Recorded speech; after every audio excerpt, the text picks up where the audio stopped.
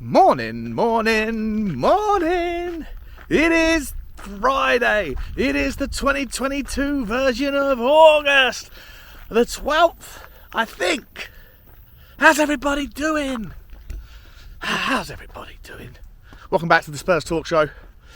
Guys, I think it's about time that we had to maybe come to the recognition, the realization that maybe, just maybe, ain't no more players coming in.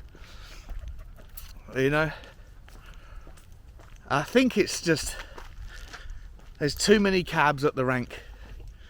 We got 4 players that Conte has banished from the first team training in Ndombele, Lo Celso, Harry Winks and Serge Reguilon.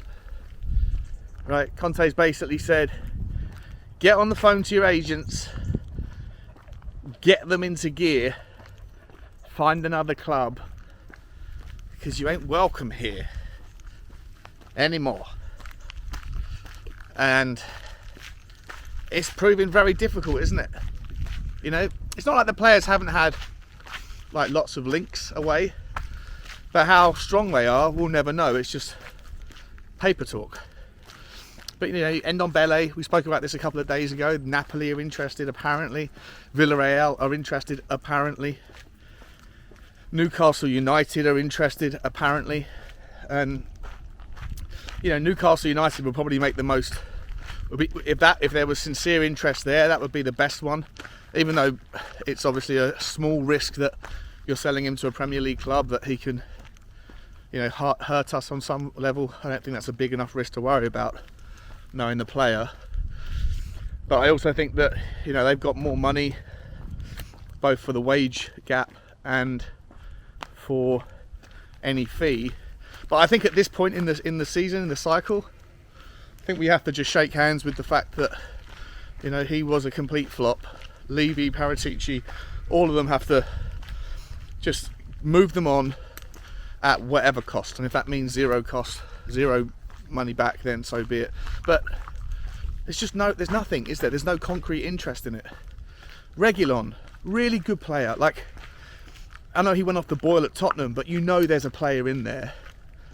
And he's just really, it's a really weird one with him, that there seems to be zero concrete interest. Brighton, I think, might be looking at him, you know, to replace Cucurella. But apart from that, the previous links that we have to go back a couple of weeks, a month to find it, were Sevilla.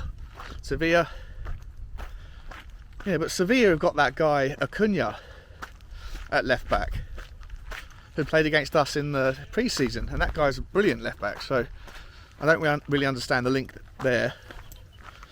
And there's just nothing forthcoming on that one. And then on top of that, you also have, you know, Harry Winks, who at the start of the summer, it seemed like there was a never-ending list of suitors for him. Hi guys. But they've all dried up.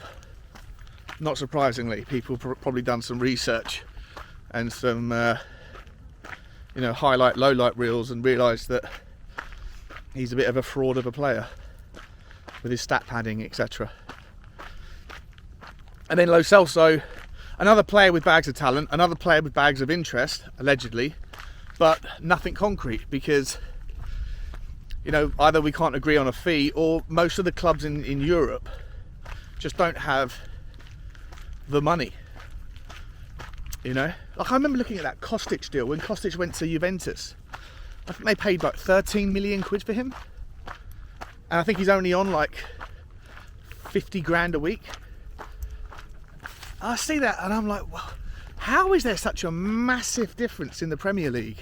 I mean, I know why there is, of course I know why there is, but it's just odd to me that other leagues have just got such a different step down, a huge major step down when it comes to salaries for good players and for valuations. You know, I think there's tough times in football finance for a lot of these European clubs, and that's something you can take advantage of when you're in buying mode, but when you're in selling mode, it limits your options if you are trying to recuperate anything like a decent sledge of the money that you paid out for these players originally. As I say, I think with people like Ndombele, I think that's just a sunk cost that you have to write down. Bugsy, come here please. Morning. Sorry, morning mate, how are you? But with players like Reguilon and Lo Celso, it's frustrating, isn't it? You know, frustrating that you hold them to a valuation that you have in your mind because of the norms of the Premier League, but then in so doing you're basically writing off your chances of finding middle ground with 9 out of 10 clubs, or sorry, 9 out of 10 leagues that would otherwise be interested in them. Something's got to give, because until it does, I don't think we can sign another player. You know, I just don't. And you'd have, I think you'd be like hard pushed to disagree with. I mean, maybe you would disagree. I'm not.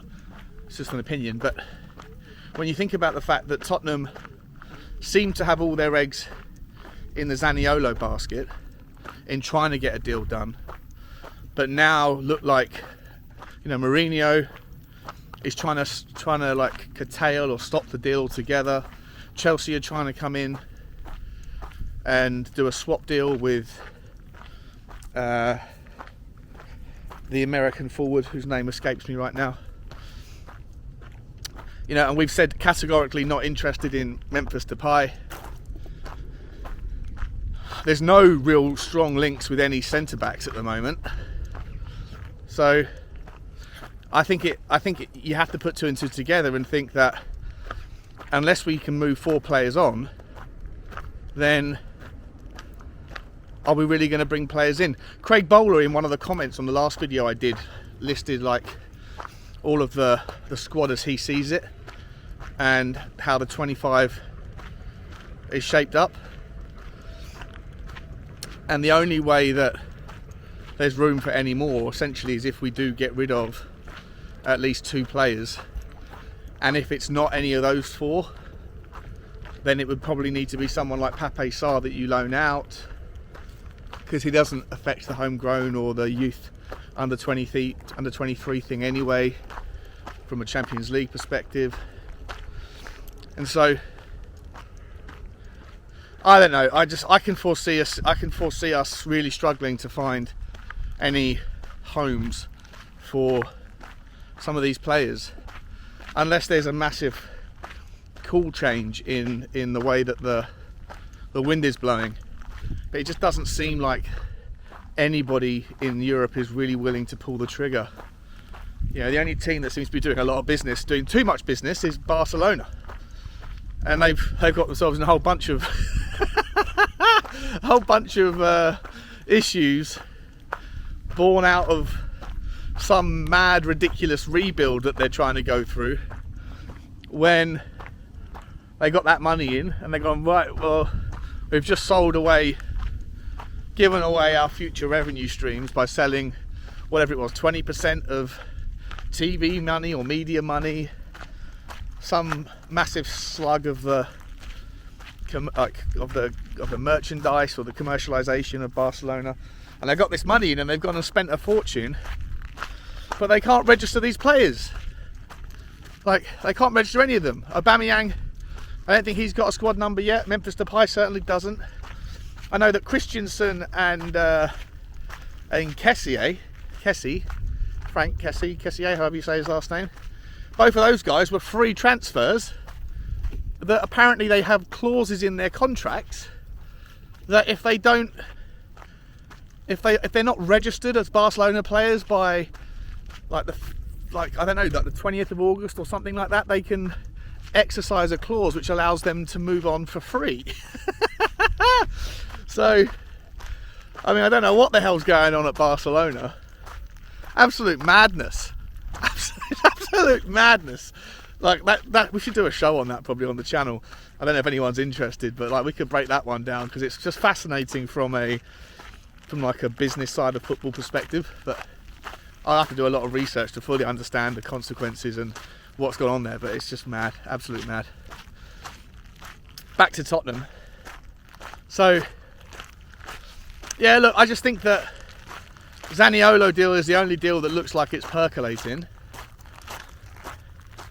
But if you bring him in, then that would mean that Brian Hill would then be added to the list of players that you don't need. I'm going to have to get rid of him as well, because we've only got 25 spots.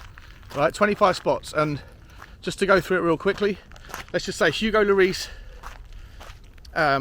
Foster and Austin, right, as the three goalkeepers. And then you've got 2 spots for every player, which is like, let's say Sessegnon and Perisic. Let's say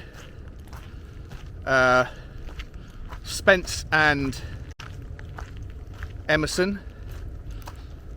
6 centre backs being Tanganga, Sanchez, Longley, Dyer, Davies, Romero. The 4 midfielders, we know who they are. And then 6 up the top would be Sonny, Kane, Kulusevski, Lucas Moura, Richarlison and Zaniolo, for example.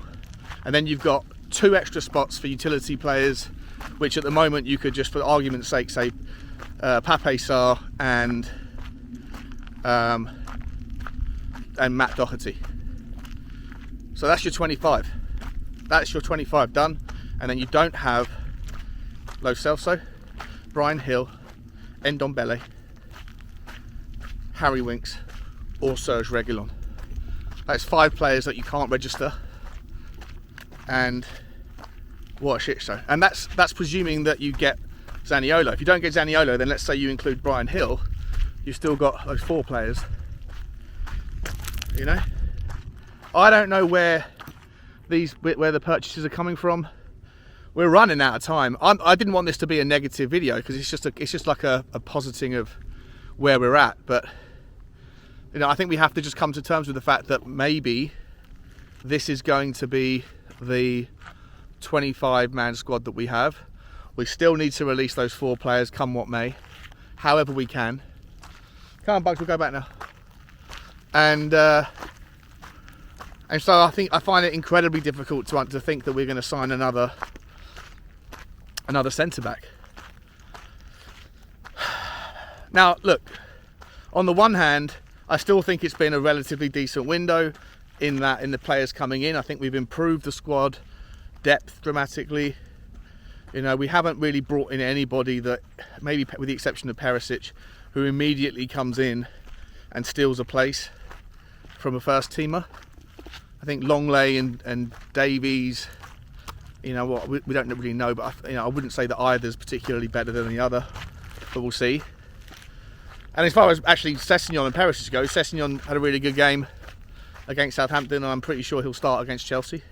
So, but I think over time you'll see Perisic. Bissouma probably is actually another one that will come in and will relegate Højbjerg over time to the bench, which is an improvement on what we had before, for sure. And then Richarlison is a definite improvement over Bergwijn, but he doesn't come into the first team. So, in my opinion, immediately he'll get minutes, but he doesn't knock any of the top 3 out. So, I still think it's been a relatively good window in terms of improving the squad, in terms of having more options. And if there are injuries, we do have at least a better position, a better player in every position that can come in and do a job. But like always, if you have multiple injuries in the same department of the team, God forbid there was, injuries to, I don't know, let's say Romero and Dyer at the same time. God forbid there was injuries to Sessegnon and Perisic at the same time. Then, I think the only area of the pitch where we can always field a fairly decent team is going to be up front, if there's more than one injury in each particular position. But I think that's just something you have to again shake hands with. The reality of football is that you only really have 2 players for every position. So if you get 2 injuries in the same position, you're just really unlucky. That is what it is. Anyway, that's my thoughts. Do you think there's any chance we're still going to sign players? I'd love to know what you guys' thoughts are on whether or not we can get rid of all 4 of these players. And also, if we can't, let's say we get rid of 2 of them and the other 2 are left just to train by themselves.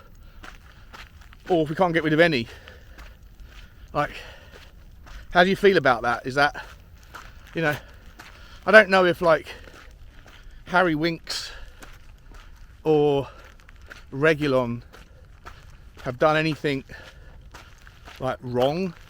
I don't believe that Harry Winks has been a bad professional at Tottenham Hotspur. He's not a good player.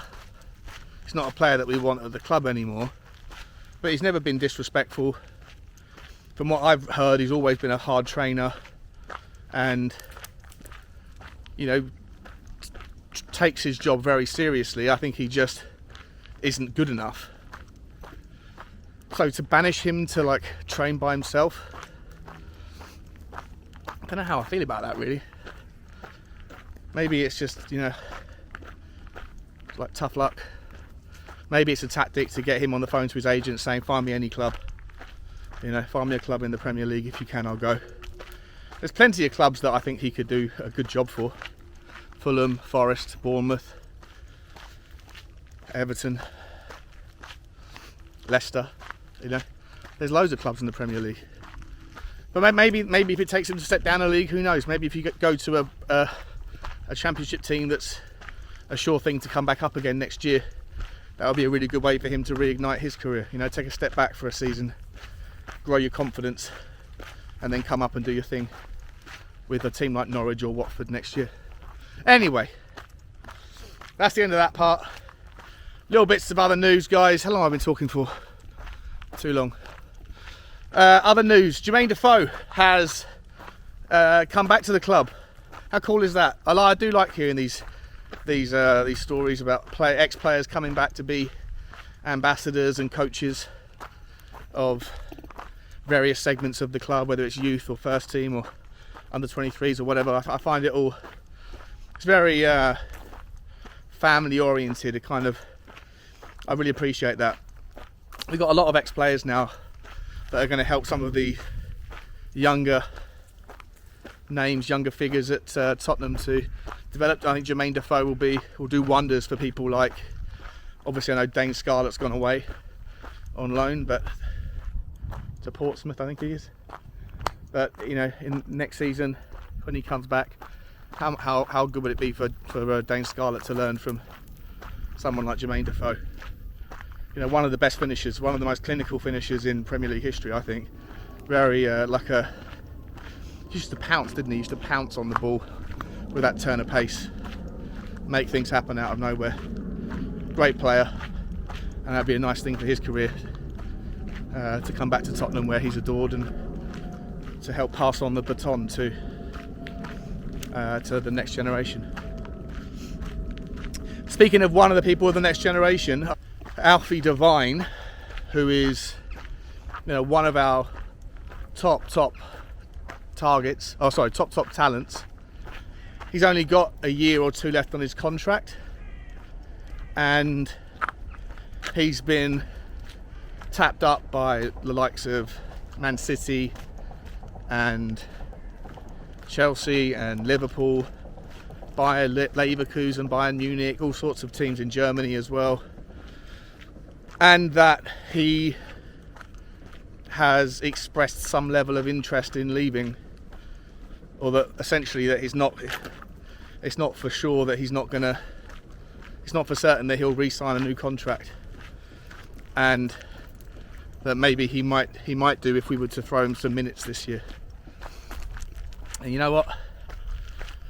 I really don't want that to happen, because he's a top talent, real top talent. I watched him for the under-23s against Leicester a couple of days ago, and it's clear his talent is there for all to see. And we don't want to repeat what happened with Dylan Marcandy. Right, like Dylan Marcandy, we had to sell him for 500 grand to Blackburn Rovers because he already expressed in January, that was because he was going to go on a free transfer in the summer, and so we tried to cash in on him. And the poor guy, I think he broke his ankle or something on his first game for Blackburn Rovers. So, you know, he obviously that was a really bad bit of luck for him. But I mean, he was a player that had a lot of talent. Could have maybe made it into Tottenham's first team at some point. Obviously, he plays in like an advanced right wing forward position, so it was going to be difficult for him to progress. But from a commercial point of view, look, he's you know, I think he was either full Indian in his heritage or a mixed race with like half. I think he was half Indian. I'm not entirely sure. But I mean, imagine if he was to turn into something special. There's a whole market of opportunity in India for commercialization. You think Sonny would be a big money earner on shirt sales and things. I think generally, as the Indian continent, the Asian continent, the Indian side of it starts to move towards football and a more aggressive attention span, you know, there's very few players that are Indian heritage that have made it in the Premier League. I think Chowdhury's one, but apart from that, there's very few others. And he would have been a good player to have around from a commercialisation perspective.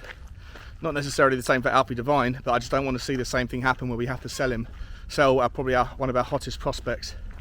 Don't really want to see that happen. And him go to somewhere like Manchester City or Chelsea or Liverpool, you know. So need to figure out how to sort that one out. I mean, let me know your thoughts. Let me know if you believe that story that Alfie Devine might not want to sign a new contract. How do you solve for that, if there is truth to it? And yeah, like I say, guys, let me know what your thoughts are about the transfer conundrum that we seem to find ourselves in. I don't know if we are going to be able to sign any more players until we release others. Bugsy, come here. And I don't know how easy it's going to be to get rid of those players. Love you all. Like, share and subscribe, and hit the notification bell. And as always, guys, bye bye.